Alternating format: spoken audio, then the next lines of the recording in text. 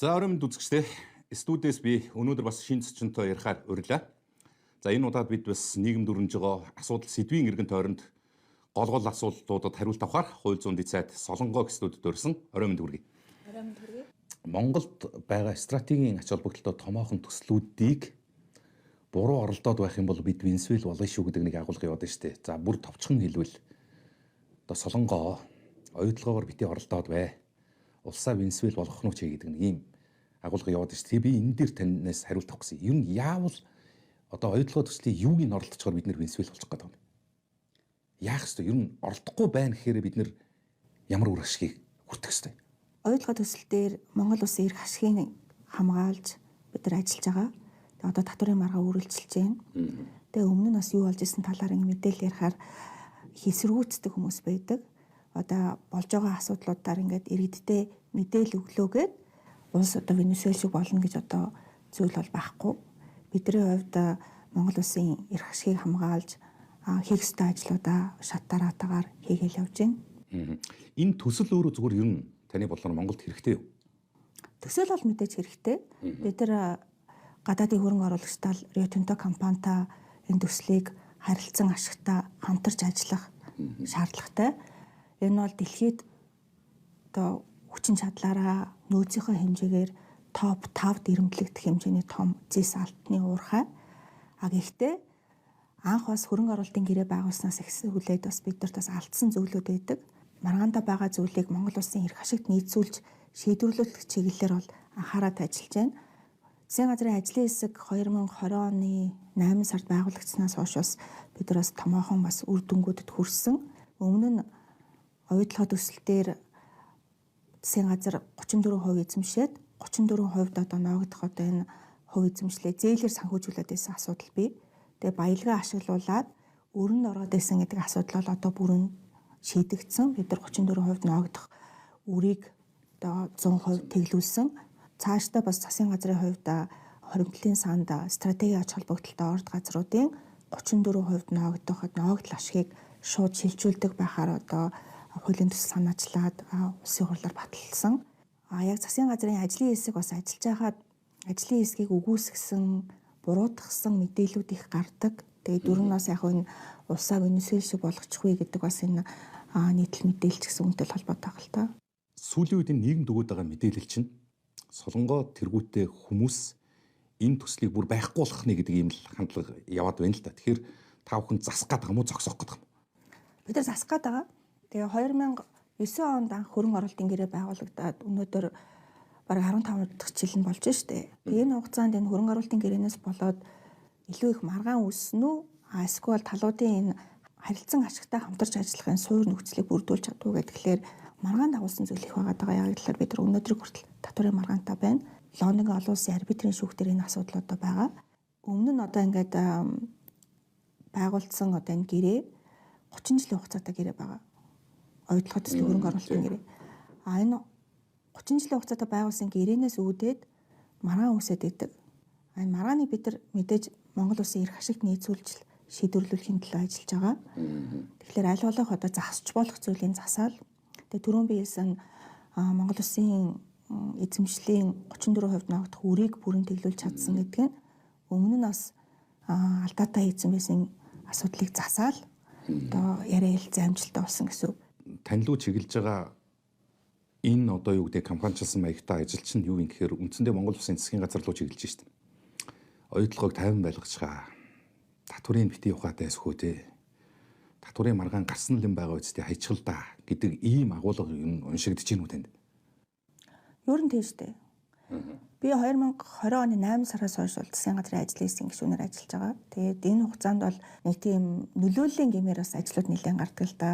Одоо засгийн газар хийж байгаа ажлыг харлуулах, буруушаах, та нар одоо юу хийж байгаагаа мэдж байгаа юм уу?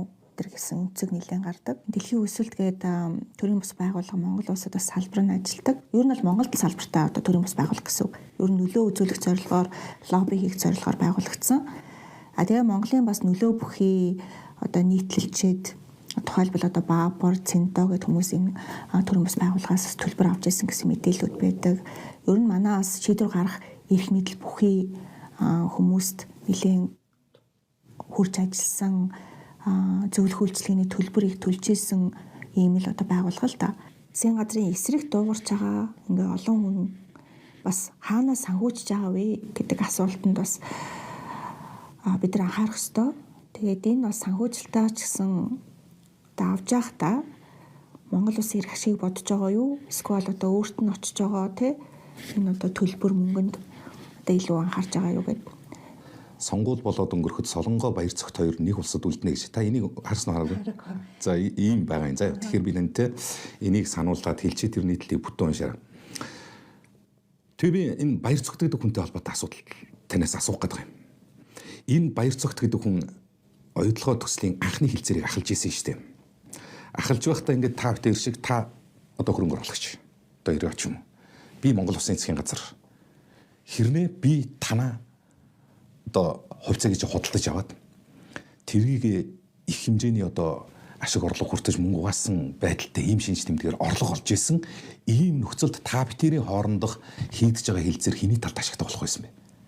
Одоо нэг ийм мэдээлэл яваад байдаг шүү дээ. Энэ бодтой юу?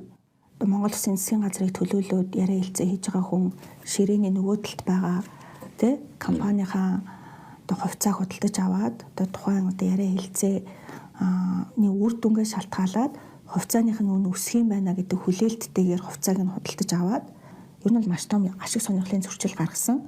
Тэгээд тухайн үед бас нийт одоо 1.3 сая Америк долларын ашиг олсон гэдэг одоо мэдээлэл байдаг. 2010 оны 4 сарын 10-нд одоо яг энэ ашиг хийсэн мөнгө нь бас Монгол руу оруулж ирж ер нь мөнгө угаах шинжтэй үйлдэл хийсэн гэдэг одоо тухайн үед бас шалгагдчихсэн хэрэг дээр баримтууд авагдсан байдаг л да. Баяр цогт гэдэг хүний хөрөнгө оруулагч талынхаа хувьцааг худалдаж аваад одоо мөнгө угаасан асуудлын 3 шатны шүүх тогтоосон нь одоо цагаатцсан. Тэгэхээр одоо тэгэл тэр шүүхийн шийдвэрлэл хүчин төгөлдөр гэж л үзнэ биз дээ бид тий. За энийг нь одоо тэгээд үнэхээр одоо мэдчихсэн супер мэдрэмжтэй хүн ингэж ойлгоод орхихгүй. Тэгэхээр эхнэрийнхээ 50% эзэмшдэг компаниар тэр катерингийн үйлчлэгээ үзүүлэх тендерийн 60 орчим тэрбум төгрөгийн үнийн дүнтэй ийм гэрээ хийж исэн гэдэг ийм зүйл гараад ирсэн. Тэгэхээр бүр угаасаа агуулгаараа эн чинь ерөөс анханасаа болохгүй л эхэлж исэн юм шүү л гэдэг зүйл тогтол харагдаад байна шүү дээ. Баяр цогт хүнтэй холбоотой өөр нэг бас ашиг сонирхлын зөрчлийн асуудал бол энэ QFC гэдэг тухайн үед эхнэрийнх нь 50% эзэмшдэг байсан компаниар дамжуулаад оюутлогоо төслийн кемпинг катерингийн гэрээг авсан байдаг. Тэгээ энэ гэрээ нь бол 2010-аас 12 онд 43 тэрбум төгрөгийн одоо үнийн дүнтэй. Би нэг 60 орчим гэж сонсч байсан. Дараа нь энэ компанийнхаа нэрийг 2013 оны 1 сараас өөрчлөөд дахиад 20 гаруй тэрбум төгрөгийн одоо бас тендер авсан. Нийт одоо яг 63.9 тэрбум гэдэг одоо үнийн дүн байт юм билээ. Гэтэ баримттай батлагдж байгаа юм шүү дээ тий. Тэгээд энэ чинь мөрдөн шалгах ажиллагаараас баримтжуулаад 3 шатны сүүхийн шийдвэр дээр ч гэсэн бас байгаа л зүйл шүү дээ. Ингэж болд юм уу ер нь? Үгүй болохгүй шүү дээ. Тэгээд энэ ч хамгийн том бас ашиг сонирхлын зөрчил шүү дээ. Өөрөө удирдах хийж байгаа төсөлтөө эхнэрийнхээ компанийг төрийн сайд хүн оруулаад 60 тэрбум төгрөгийн хоол нийлүүлчихдэг юм уу? Одоо миний хувьд жишээ нь одоо тийм одоо ашиг сонирхлын асуудал одоо байгаад би оюутлогоо компаниас одоо хэдэн тэрбумаар тендер аваад ивэл танд Монгол Улсын иргэний хувьд ямар санагдах вэ? Харин одоо боломгүй санагдаад байгаа байхгүй юм чинь. Тэг болохгүй шүү дээ. Тэгэд болоод байгаа юм шүү. Одоо байгаа дүр зургийг харахаар эн чинь болоод байна шүү дээ. Шүүхэн цагаатгачдаг юм байна. Энэ хэрэгүүдийг чинь ийм тодорхой хэллээ шүү дээ. Одоо энэ хүн чинь бүр ингээ улс төр хийцэн ийм гоё юм ярьж шүү дээ. Үнэхээр одоо супер юм хийцэн гавьяага ингээд олон нийтэд хүргэж байна да. Энэ дээр одоо та жишээ нь одоо миний мэдгээр бараг л 2019 он 20 оноос эхлээл ерөөсөө энэ том төслийн эргэн тойронд өрнөж байгаа ажлын хэсгүүдэд бүгдэнд нь баг орж ажиллах шиг бол одоо энэ татврын маргааныг нь бас одоо ажлын хэсгийг ахлаад ажиллаж байна. Ямар мэдрэмж төрд юм бэ? Ер нь юу гэж хэлмээр байна? Тэгээ одоо мэдээж улсын хурлын сонгуульд өгч जैन. Тэгээ одоо яг нэг өвлгөр амьлах цагаар гэдэг шиг одоо сонгуульд өгөхөд тэгээ өмнө нь бас Монгол улсын бас эрх ашигт бас нийцсэн гэрээ байгуулсан уу юу гэдэг нь бас их хэрэгэлзээтэй хүмүүс улсын хурлд бас ингээд нэр дэвших гээд ингээд горилоод явж байгаа нь бол харамсалтай. Анхааруулжтай зүйл нь манай одоо голлох одоо улс төрийн хүчин ардчилсан намын тэргүүндэд дарга хүн өмнө нь одоо ингээд олон ингээд ашиг сонирхлын зөрчил гаргацсан ингээд асуудлууд нь байна. Дубан гэрээтэй холбоотой ч гэсэн бас асуудлууд байгаа. Тэгээ өнөөдөр одоо юу ч болоогүй юм шиг тий одоо яг нэг тийм энхийн цагаан тагтаа шиг гарч ирж байгаа байхгүй юу? Одоо өмнө нь ингээ Монгол улсын ингээ нийтлэг эрх ашигыг бас хамгаалж ажиллаж чадсан уу гэдэг нь эргэлзээтэй хүн эргээд ингээд бас төрийн өндөр албан тушаалтан болох гээд явж байгаа. Энэ хүн дахиад ингээд сонгогдлоо гэхэд хэний эрх ашигын төлөө ажиллах вэ гэдэгт одоо сонирхолтой асуулт санагдаж байгаа. Тэгэхээр одоо энэ төрийн одоо өндөр албан тушаал хаших ер нь олон нийтийг төлөөлөхөд таавал бас л одоо өндөр мэдлэг боловсрал тэр Монгол улсад хэрэгтэй мэргэжсэн боловсон хүчний хувьд бол би таныг баяр зохицоос их тийм бага боловсралтай гэж бодохгүй. Гэхдээ мэргэжил сэтгэл хоёрын аль нь илүү хэрэгтэй юм шиг байт юм бэ? Ёс зүйтэй нийт эрх ашигын төлөө ажиллах итгэл үнэмшил маш чухал шүү дээ. Монгол төрийг төлөөлж ажиллаж байгаа хүний хувьд хамгийн эхэлж одоо анхаарах зүйл маань Монголын нийт иргэдийн эрх ашиг байгаа. Тэгэхээр нийт иргэдийн эрх ашигыг бид нар төлөөлөөд энэний төлөө ажиллаж чадчихэв үү? Дунд нь ашиг сонирхлын зөрчил үүсгээд хувьдаа ашиг хонжоо олох зорилгоор офшор компаниараар дамжуулаад хувьцаанд хөрөнгө оруулалт хийгээд өөрөө ингээд ашиг олоо сууж гин үү? Эсвэл компанийнхаа одоо эхнэрийнхээ эзэмшдэг компаниараа дамжуулаад өндөр үнийн түнтэй тендер аваад 10-11 онд чинь 30 сая америк доллар гэдэг чинь маш их мөнгө л байсан. Зүйл байх уу? Гэхдээ ихч вэ, багч вэ, болохгүй бол болохгүй үстэй энэ чинь. Тэр би энэ дээр жоохон сэтгэл дутагчлаа гэж харж байгаа. Энэ төсөл анх ингэж хийгдэж эхлээд манай талын буюу Монголын талын үндсэн одоо ордын баялаг эзэмшигч талын эрх ашигуд бас ноцтой зөрчигдсөн юм агуулгууд байжээ гэдгийг одоо таавхан гаргаад засгийн засаад ингээд өшөө шаардлагатайг нь өөрчлөлтгөл явж ийн л да. Анхнаас одоо юу гэдэг нь тэр баяр цогтын ахалж исэн ажлын хэсэг ноцтой үр дагаврууд гарах ийм сөрөг агуулгуудыг тусгаад өөрийнхөө эрх ашигыг хохироцсон байна гэж яхад араас нь тэр 12 онд очоод тэр Дубай гэрээ гэдэг чинь дахиад хийгдэж идэх нь ямар учиртай юм бэ? Энэ үед мөн л адилхан нөгөө баяр цогч нь хэрэг газартаа байсан байдаг л да. Өөрөөр хэлэх юм бол за би ингээд өмнө ийм дээр алдсан байлээ. За сайхан бэлгэрэнхий сайдаа. Та одоо яг энэ Дубай гэрэн дээр яг ингэх чинь шүү гэдгийг зөвлөж явах хэвээр үндсэн зөвлөх нь гэж би ойлгож байгаа. Одоо засгийн бүтцийн үед ингээд явцсан байдаг штэ. Тэгэхээр энэ Дубай гэрээ гэдгийг нийгэмд нэг ойлголтыг нэгдсэн байдлаар та юу гэж харж байгааг өгөөж яачихсан юм. Дубай гэрээ ч одоо бүр дордулсан штэ. Ер нь аюу хол маргаантай байсан асуудлууд дээр буулт хийсэн гэсэн үг. Ингэж буулт хийхдээ тухайд бас засгийн газрын хуралдаанаар хилцүүлээгүй зөвхөн ерөнхий сайдын захирамжаар ингээд ажил хэсэг байгуулад гар үсэг зурх эрх олгоцсон байдаг асуудлууд байдаг. Энэ нь бас эргээд бас Монгол улсын хуулийг зөрчсөн гэдэг захиргааны хэргийн бас шүүхийн шийдвэр гарсан байдаг сүлд нь.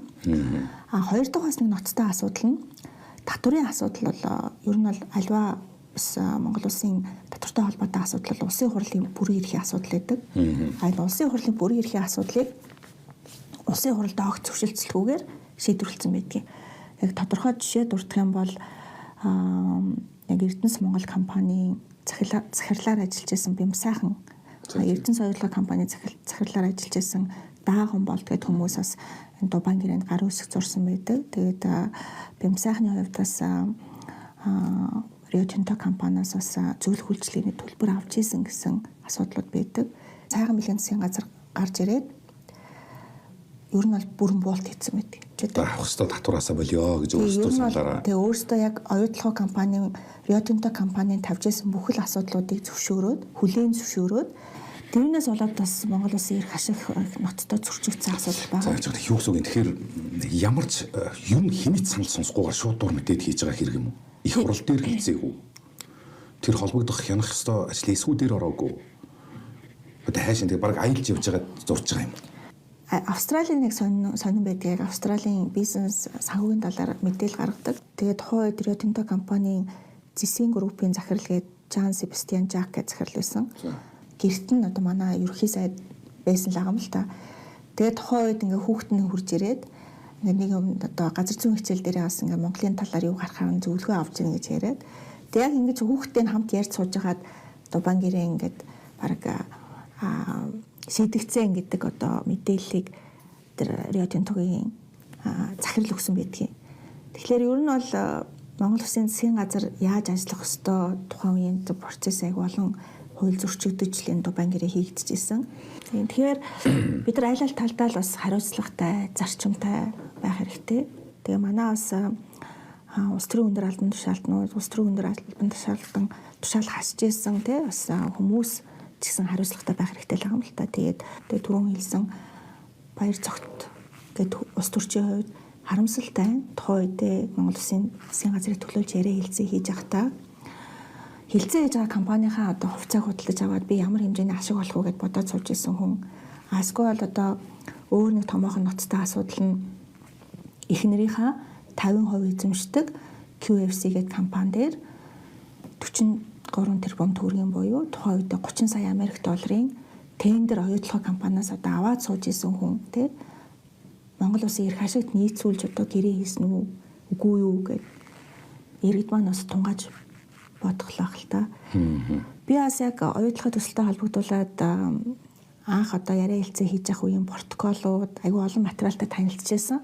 Яриа хэлцээсэн уулзалтын протоколыг би уншаад надад маш харамсалтай санагдчихсэн. Хөрөнгө оруулалтын гэрээний татвартай холбоотой асуудал дээр яг тухайн өдрийн одоо яриа хэлцээ хийгдсэн байдаг. Тэгээ манай талаас бол баяр цогт сайд протокол хөтлөж байгаа хүнтэйгээ өөр төлөөлөлгүйгээр хэлцээрийн нөгөө талд Rio Tinto Ironham Mines компани төлөөлөл бол одоо хэд хэдэн одоо тий хуулийн одоо санхүүгийн зөвлөхүүдтэйгээ одоо маш том төлөөлөл ингээд хэлцэл хийсэн одоо нэг тийм протоколын баяр цогцойд болохоор ганцаараа зүгээр протокол бичгүнтэйг л орцсон гэж тийм. Тий. Тэгээд яг тэр ингээд протокол ингээд бичигдсэн протоколыг уншихаар Rio Tinto ингээд Ironham Mines компанийн талаас нь санал гаргадаг. Манай талаас одоо огт тэрэн дээр нь одоо тийм хилцэл хийлгүүгээр зөвшөөрсөн маягтай. Эсвэл одоо тодорхой байр суурь илэрхийлэлгүйгээр тэгээд дууссан байдаг. Яг тэр протоколыг уншаад бол надад маш харамсалтай санагдчихсэн. Яагаад тухайн үед Монгол Улсын засгийн газар хуулийн зөвлөх аваад ажиллажаагүй, санхүүгийн зөвлөх аваад ажиллажаагүй маш том асуудалтай. Тэгээд бид нар бас энэ алдааг давтахгүй байх тэрийг анхаарч ажилласан сүүлийн 3 жил гаруй хугацаанд засгийн газрын ажлын хэсгийн дор ажлын дэд хэсгүүд байгуулагдаад хууль, санхүү, яг техникийн асуудлууд тусдаа санал дүгнэлт гаргадаг. Тэгээд яг энэ ажлын дэд хэсгүүдэд манай холбогдох төрийн байгууллагын төрийн албан хаагчд ороод санал дүгнэлтээ гаргадаг. Энэ нэргээд одоо яг засгийн газрын ажлын хэсэгч мэдээж сайд хүн анхалж байгаа, улс төрч хүн анхалж байгаа тийм. Гэхдээ энэ ажлын хэсэгтээ бүхэл талын яг мэргэжил арга зүйн дэмжлэг үзүүлэх зорилгоор ингээд ажлын зохион байгуулалтаа хийж ажилласан. Шаардлагатай бас зөвлөх үйлчилгээнүүдийг ч авч ажилласан. Тэгээ ер нь яг 2009 оны хөрөнгө оруулалтын гэрээ байгуулагдах процесс ингээд одоо ингээд үлдсэн байгаа протоколуудыг аваад үзэхээр чамлахаар л да. Энэ төслөөс бусад одоо манай стратегийн ач холбогдолтой бүх төслүүд өгөөд эхэлсэн. Одоо хамгийн сүүлийнх нь ипотекийн зээлийн их үүсвэр болоод явж байна. Бид нар оюутлогоо төслийн 34% ногдол ашгаа Эрдэнэс 5-7 шиг энэ ногдол ашгаа 1072% шиг ногдол ашиг яг хизээ авах юм.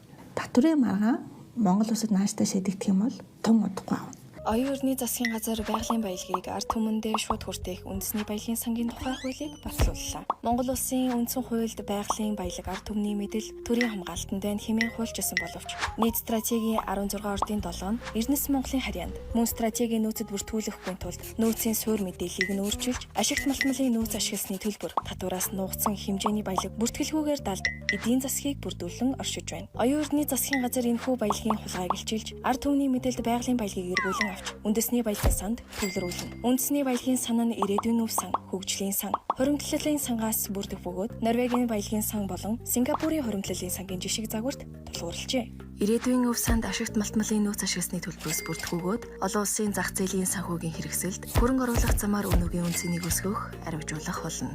Хөгжлийн сан нь Монгол улсын нийгмийн хөгжилд тулгамдж буй. Газрын тосны үйлдвэр, цахилгаан станц, хурдны зам зэрэг томоохон төслүүдийг санхүүжүүлэх үндсэн зорилготой. Хуримтлалын сан нь Эрдэнэс Монголын эзэмшлийн стратегийн ордуудын 34%. Тодотгож хэлбэл Эрдэнэт үйлдвэр, Эрдэнэс оюу толгой болон цаашид ашиглах стратегийн ордуудын ашиг Монгол банкнд иргэдийн нэрийн дансанд шууд төвлөрч, иргэдийн орон сууцжуулалт, боловсрол, эрүүл мэндэд зарцуулагдана.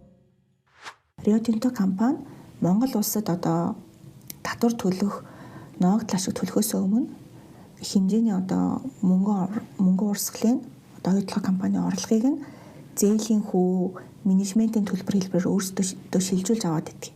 Тэгэхээр Монголд татвар төлөх Ногдлоо шиг бас төлөх том суурь нь энэ Rio Tinto-гийн аваад байгаа мөнгөн урсгалыг бид нар бас хянах багасгах тийм хянах багасгах шаардлагатай. Ялангуяа энэ менежментийн төлбөрт өнөөдөр Rio Tinto компани 1 тэрбум Америк долларыг авсан байдаг өнөөдрийн байдлаар. Тэгэхээр энэ төлбөр одоо энэ зээлийн хүмүүсттэй холбоотой асуудлууд нь бас татврын маргааны нэг хэсэг. Тэгэхээр энэ асуудал Монголын талд нааштайгаар шийдвэрлэгдэх юм бол ер нь бид нар ногдлоо шиг авах татврын орлого нэмэгдэх бас маш том одоо эерэг одоо зүйл харагдаж байгаа. Нийгэмд хүрж байгаа мессеж мэдээллүүдэд энэ хүн хичнээн өндөр IQ потенциал боловсралтай хідэн хэлээр ярьдаг хэн байсан ч дотоод мөн чанард нь одоо хувийн эрх ашиг нэгт байх нь улсын эрх ашиг нэгт байх уу гэдэг эренбийг бас дугаарлаад авч чадсан гэж бодож байна. Энэ баг яриагаар. За ингээд урилга хүлээж авсанд баярлалаа. Ажилтны амжилт хүсье. Баярлалаа.